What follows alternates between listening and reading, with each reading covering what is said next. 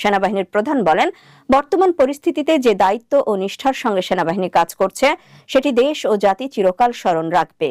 কর্মকর্তা ও সৈনিকদের প্রতি কৃতজ্ঞতা জানিয়ে সেনাবাহিনীর প্রধান বলেন, তাদের আত্মত্যাগ দেশ সব সময় স্মরণ করবে। তিনি সবাইকে ধৈর্যের সঙ্গে দায়িত্ব পালনের পাশাপাশি যে কোনো উস্কানিমূলক বক্তব্যে প্রতিক্রিয়া না দেখানোর বিষয়ে সতর্ক করেন। তিনি বলেন, এমন কিছু করা যাবে না যাতে উস্কানিদাতাদের লক্ষ্য অর্জিত হয়।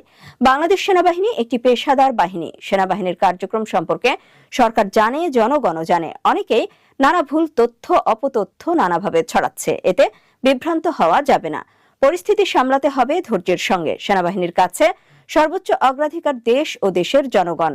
এ সময় জাতিসংঘ মহাসচিব অ্যান্টনিও গুতেরেসের বাংলাদেশ সফরের প্রসঙ্গ উল্লেখ করে সেনাপ্রধান বলেন, জাতিসংঘ মহাসচিব শান্তি মিশনে বাংলাদেশ সেনাবাহিনীর ভূমিকার প্রশংসা করেছেন। এছাড়াও একই সঙ্গে 5 আগস্টের পর দেশের অস্থিতিশীল